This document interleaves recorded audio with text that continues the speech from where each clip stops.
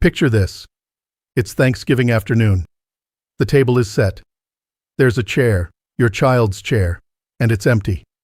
Not because they couldn't make it. Not because of traffic or a flight that got canceled. It's empty because they chose not to come. Again. No call. No text. Just silence.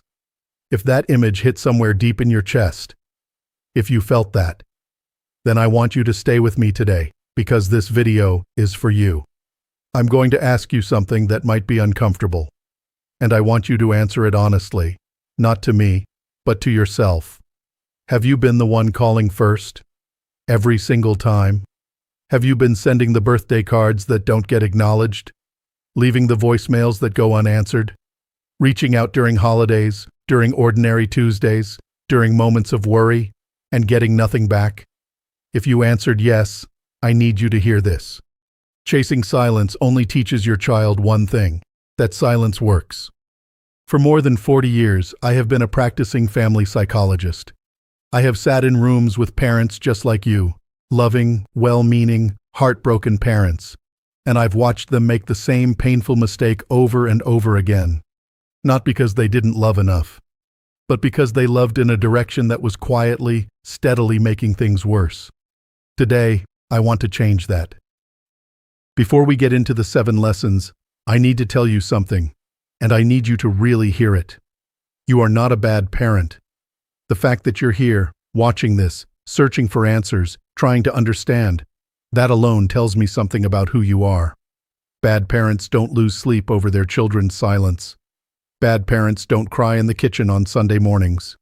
You do. That matters. But here is what I've learned after 4 decades in this field. There are 2 very different kinds of silence, and most parents I work with confuse them. The first kind is what I call punitive silence, when a child uses silence as a weapon.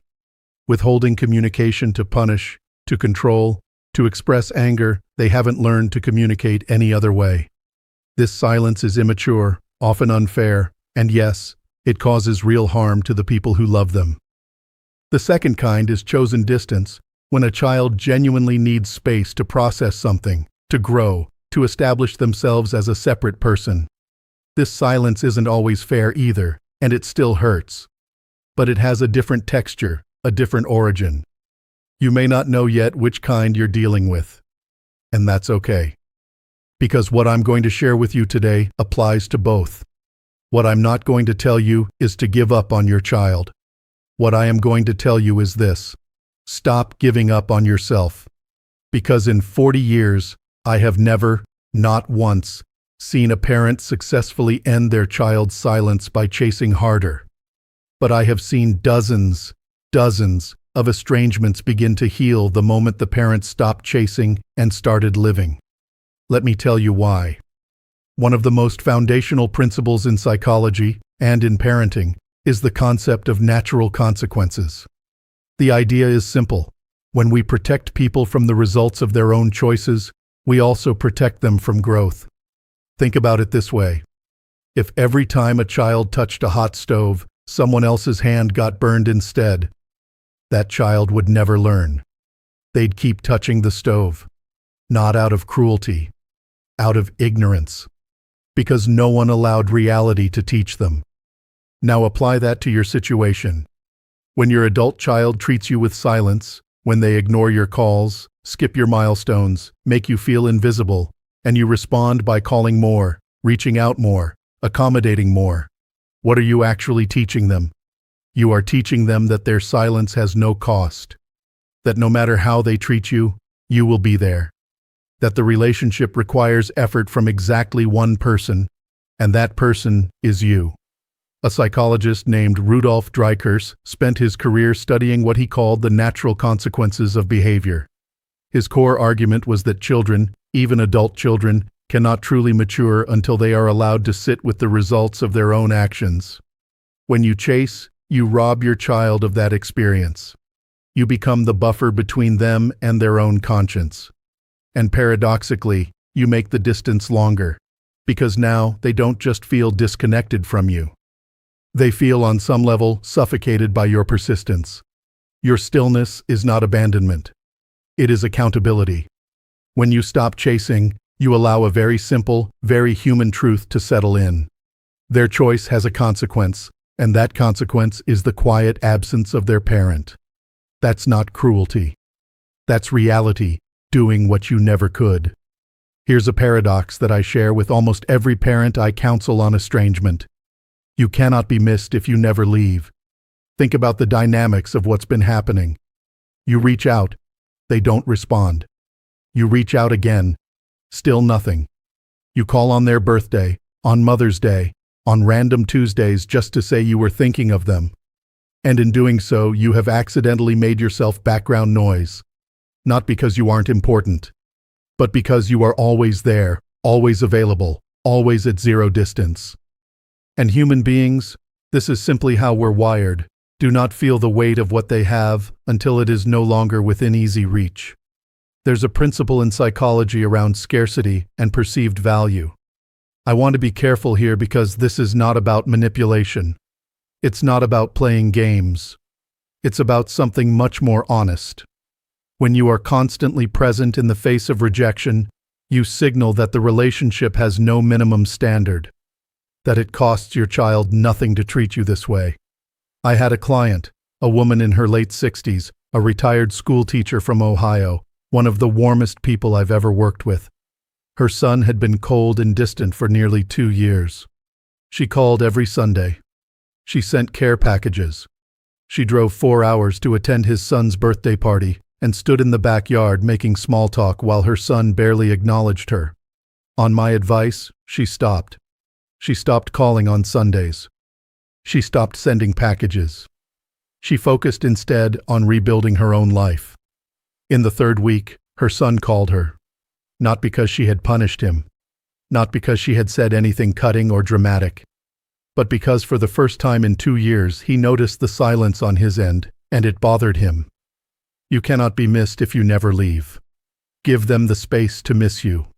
I want to say something now that some of you may not expect from a psychologist, but I believe it is among the most important things I can offer you today. When you chase your child's attention relentlessly, you are not just hurting yourself. You may also be overwhelming them. I know. That sounds unfair. And in some ways it is. But let me explain. When a parent's emotional world revolves entirely around whether or not their child calls back, when every conversation eventually circles back to the estrangement, to the hurt, to please, just talk to me, the child, even an adult child, feels the weight of that. They begin to see you not as a person with a full life, but as a wound that requires their constant tending. And however much guilt they may feel, that role, the one responsible for their parents' happiness, is a role many adult children will actively flee from. What changes everything is when you stop orbiting around them and start living. Not performatively. Not to make a point. But genuinely, because at 60, 70, 80 years old, you have earned the right to a rich, full, meaningful life that belongs entirely to you. Invest in your friendships. Pick up the hobby you abandoned 30 years ago. Travel somewhere you've always wanted to go. Volunteer for something that lights you up. Tend to your health with real intention. Do these things not to teach your child a lesson, but because you are a person of worth, and your life does not begin and end with their approval. And here is the extraordinary side effect.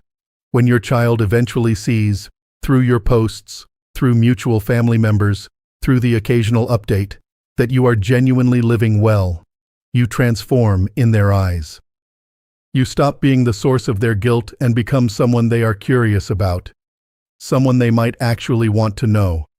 The most powerful message you can send is simply this: I am okay without you, and the door is still open. Guilt, in its healthy form, is one of the most constructive emotions a human being can experience. Guilt says, I did something that conflicts with my values. I caused harm to someone I care about. Something needs to change. But guilt can only do that work, that honest, reparative work, if we're allowed to sit with it. Here's what happens when you chase.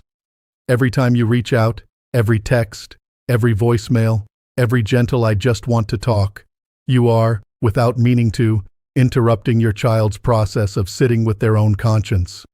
You are offering them a release valve, a distraction, a way to feel irritated at your persistence rather than responsible for their choices. When you stop, that release valve closes. And the guilt, the real guilt, the kind that actually motivates change, has nowhere to go but inward. Now, I want to be very clear about something. I am not telling you to engineer your child's suffering. This is not about revenge. This is not about making them feel bad so that you feel powerful. What I am saying is that if your child has any love for you in their heart, and in most cases, despite everything they do, that love will surface more honestly when you stop making it easy to avoid it. Your silence is not cruelty. It is allowing the truth to do its own quiet work. Some of the most profound reconnections I've witnessed in my career began not with a dramatic conversation or a tearful phone call, but with a child lying awake at 3 a.m. in the absence of their parent's voice, finally, truly hearing their own. Let me ask you something directly. In the past year, maybe the past several years, who has initiated most of the contact in your relationship with your child? Who has remembered the important dates? Who has made the drive, bought the gift, extended the olive branch? If the honest answer is you, almost always, then there is something important I need to name for you today. Without meaning to, you have been teaching your child that your relationship is a one-directional arrangement. That love in your family flows one way. That maintenance of the relationship is your job and your job alone. Healthy relationships, whether between partners, between friends, or between parents and adult children, are built on bidirectional effort. Both people show up. Both people reach out. Both people make sacrifices. Not always equally, and not on a rigid schedule, but both. When one person carries the entire weight, what you have is not a relationship. It is a performance. And you, my friend, are exhausted from performing. When you stop, when you allow the quiet to exist without rushing to fill it, you create something that was never possible before, space for your child to step into. They cannot discover that they are capable of initiating, of reaching out, of being the one who shows up, if you are always there before they have the chance. Stopping the chase is not coldness. It is not punishment. It is the quiet assertion of a fundamental truth.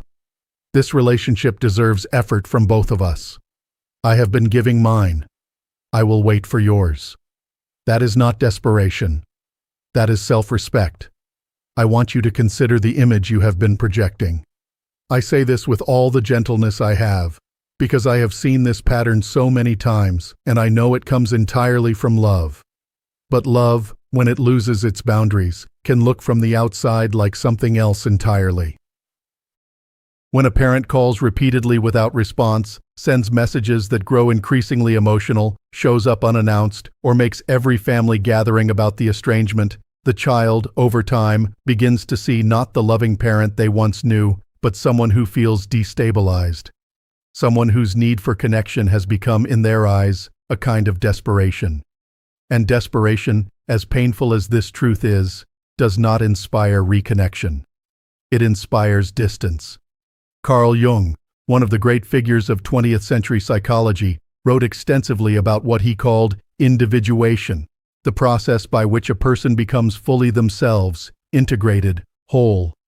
He believed this process was not just for the young. In fact, he argued that the second half of life was where the deepest individuation work happens. You are in that season right now.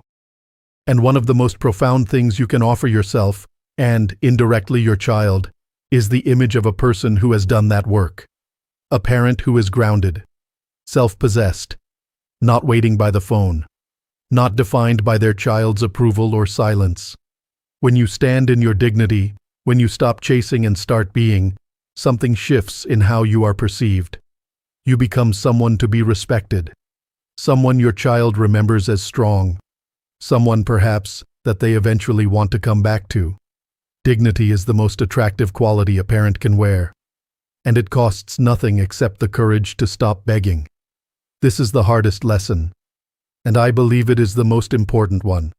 I want to speak to you very honestly now, as a psychologist, yes, but also as a human being who has spent 40 years sitting with grief and reconciliation and regret. You are not 20 years old. Neither am I. And time, the great equalizer, does not pause for unresolved relationships. There is something that your child may not fully understand yet, because youth carries with it the comfortable illusion that there is always more time, that the conversation can happen later, that the phone call can wait another month. But you understand it. You feel it in a way they don't yet have the wisdom to feel. The window for reconciliation is open, but windows do not stay open forever. I have sat with adult children, people in their 40s and 50s, who wept in my office not over what had happened between them and their parent, but over what hadn't happened. Over the phone call they kept meaning to make. Over the visit they kept postponing. Over the words, "I love you, I'm sorry, I missed you," that never got said. Because their parent was gone. I am not telling you to use your mortality as a manipulation. That would be wrong, and it would backfire. But I am asking you to make sure your child knows, clearly, calmly once, where you stand. Not in desperation, not in anger, but with the quiet authority of someone who knows the value of time. Something like this: I love you. I am here. I am living my life, and I am at peace. The door between us is open, and it will remain open. But I want you to know, simply, that I won't wait forever. Not because I don't love you, but because time is real, for both of us. I hope we find each other before it runs out. Say it once. Mean it completely. Then return to your life. Let them feel the weight of time, before time runs out for both of you.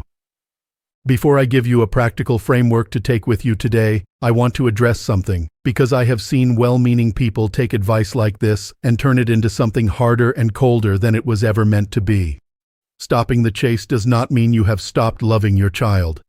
It does not mean you are closing a door permanently. It does not mean you are trying to win some silent competition. And it absolutely does not mean you are a bad parent for needing to protect your own emotional health. What it does mean is this: you are choosing peace, not as a surrender, but as a foundation. You are choosing to live fully and with dignity while leaving the door genuinely open, not propped open with your own suffering, but open the way a home is open, warm, real, and available to those who choose to walk through it. That distinction matters enormously. I want to leave you with something concrete. Something you can begin, not tomorrow, not next week, but today. I call it the dignified pause. 3 steps. Simple, but not easy. Step 1. Stop. For the next 30 to 60 days, do not initiate contact. No texts. No calls. No, just thinking of you messages. No reaching out through siblings or other family members as intermediaries. This is not forever. This is a defined, intentional pause. You are not abandoning your child. You are removing yourself from a dynamic that has stopped serving either of you. If fear comes up, and it will, remind yourself, this is not the end. This is a reset. Step 2. Invest. During this same period, put the energy you have been pouring into your child into 3 areas of your own life. Your body, move it, feed it, rest it. At 60, 70, or beyond, your physical health is the foundation of everything. Your connections, friends, neighbors, faith community, support groups. Human beings need contact. Make sure you are getting it from people who are glad to give it. Your purpose. Find or return to something that makes you feel useful, creative, and alive. A garden. A grandchild who is present. A cause you believe in. Something that reminds you that your life has meaning entirely independent of this one painful relationship. Step 3. Signal once. Before you begin your pause, or at a natural moment within it, send one message. Keep it short. Keep it dignified. Say everything that needs to be said, and nothing more. Something like, I love you. I'm not going anywhere. I'm living my life, and the door between us is open whenever you're ready. I hope that's soon. Then, and this is essential, stop. Do not follow it up. Do not explain it. Do not apologize for it. Let it sit. Let it land. And trust that love, when delivered without desperation, has a very long reach. You love too hard in the wrong direction.